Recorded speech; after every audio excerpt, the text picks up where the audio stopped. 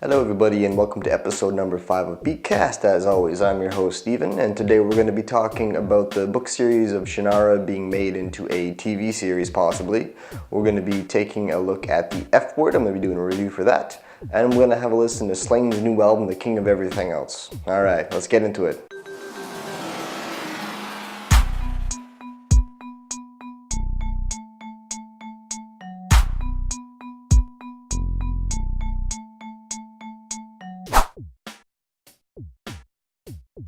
Alright, so first up in news, like I said, we're going to be talking about Terry Brooks's best-selling fantasy series, Shannara, being possibly made into a TV series. So, this is the scoop. If you haven't heard of the Shannara book series, it's been around since 1977, it's still running strong, and it's got over 20 books in the series.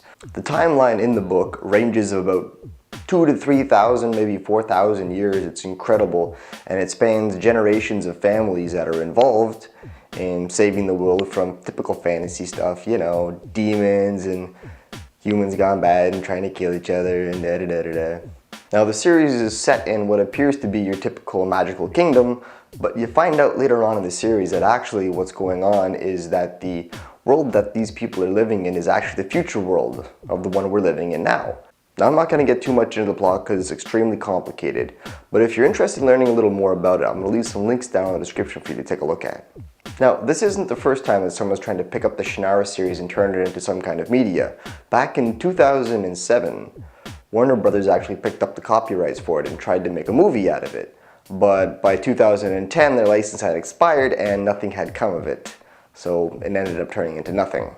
This time, the copyrights are being picked up by MTV, who are looking to directly compete with shows like Game of Thrones. But they've got one huge advantage. If they manage to do this right, they will have a huge audience. There's an incredible amount of people that follow the series. Lots of them are really loyal fans though, so if they screw this up, there's a good chance that they might be screwing themselves over pretty good. So what's going on is they've got the rights and they're writing a pilot script right now. And if everything goes well, they're going to move ahead into production and look to get it into a fully produced TV series. Good luck, MTV. Don't screw it up. The TV series is supposed to be based off of the ELVES of Shannara book, which is, I believe, the second or the third one in the original series. I'm going to mention that I'm a huge fan of this series. I've been reading it since I was maybe 11, 12 years old. And if you guys get a chance and you haven't read it yet, I would definitely recommend going and picking it up, checking it out. It's a great series. Lots of action, drama, and just a little bit of romance in there if you like that kind of stuff. Not that I like that kind of stuff. Romance is for girls.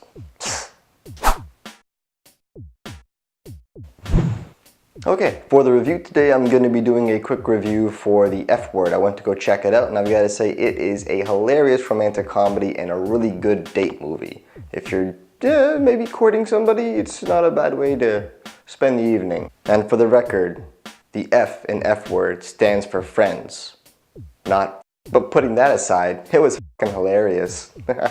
The two main characters are played by Daniel Radcliffe and Zoe Kazan. Now, the movie is interesting because both of the characters are extremely interesting. They're funny, they're witty, they're on the ball, they're emotional, they like each other. You can tell throughout the whole movie, but she's in a relationship, he got out of a bad relationship, they're both vulnerable and not sure what to do about it. Now the characters are probably one of the most interesting things about this film because they're played really well by their actors and it's a really well written movie. The writing was definitely top notch. I've got no complaints about it. The jokes, the timing, everything, the crazy little shenanigans they get into, it's all just great stuff. You're gonna love every minute except for possibly his roommate and his roommate's girlfriend, who have some very gross makeout scenes. No, it's not right. You can't put that in a romantic comedy. It just,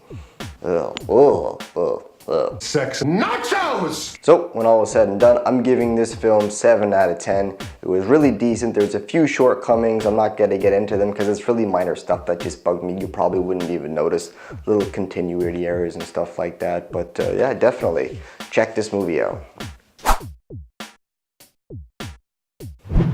Okay, and as promised, I'm going to give you guys a quick glimpse at Slaine's new album, The King of Everything Else. You may have heard of Slaine in the past. He's dropped a couple albums solo. He was with La Coca Nostra, the super rap group, and he's even got his own call-in radio show on satellite radio. He's doing pretty good for himself, I gotta say. Now this is an extremely new release, it just came out in August. I got a chance to listen to it a couple times from front to back. I gotta say, it's a pretty banging album. The only thing I don't like so much about Slaine is he has a lot of really typical rap lyrics. It's rap, so you can expect that kind of shit, like, it's gonna happen. There's 15 tracks on the CD, maybe about 3 of them I didn't like so much, but that's my own personal opinion on the matter. But my 3 favorite off of the CD were Bobby Be Real featuring Mad Child and Tech 9. So you got Slaine, Tech 9, and Mad Child on a track together. That was bound to be good, and it is good. As well as Children of the Revolution and Come Back Down. Children of the Revolution features Ill Bill, who I'm sure you guys are familiar with. The best thing that Slaine does out of all of his stuff, he's pretty good at rhyming, he's good at being on time, he keeps on the beat, but I gotta say, his #1 skill is coming up with good choruses. This dude can kill a chorus. Okay, so enough talking. Slaine, king of everything else. Go pick it up. Here's 3 tracks. Check them out. Up in the MGM, grand with 10 G's in his hand. Coked out, drinking, thinking of the reasons he's playing for shit to get hot. It's the summer till it's freezing again. Bullets pop up, hit you like it's grease from the pan. Man, he don't believe in the law. He's at odds with gods, demons and odds. Stacking the paper, scheming the broads. What's his name? Is it Stephen or George? Half of the time, that's what the crime is, kids. Antidepressants and antiviral, nose candy, tanning high, red huffy bike, propping Annie on the handlebars. I push the Dukes that has a big wheel, pulled the brake, chase the ice cream truck down the street full of steak, caught a cramp, fat boy style since a youngin'. Ketchup stains on my shirt, look what I'm becoming. Reagan got shot, Bush became president later. Clinton got his dick sucked, Ken Style was a hater. I rocked your Bowles, voice drop, yeah, gotta knock the flow. Blue Gazelle, Zick wrecking my socks when I rock. This is not a dream, we just adapt illusion. I need relief from all the truth, I'm going back to using. Can't my soul back up more than 1,000 times.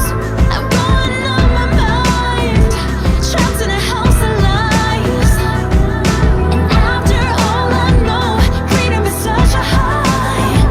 But I won't compromise, 'cause I don't ever wanna come back. Okay guys, that's it for the show today. If you have some suggestions or feedback for the show, feel free to leave something in the comment section down below or shoot me something via email or a private message.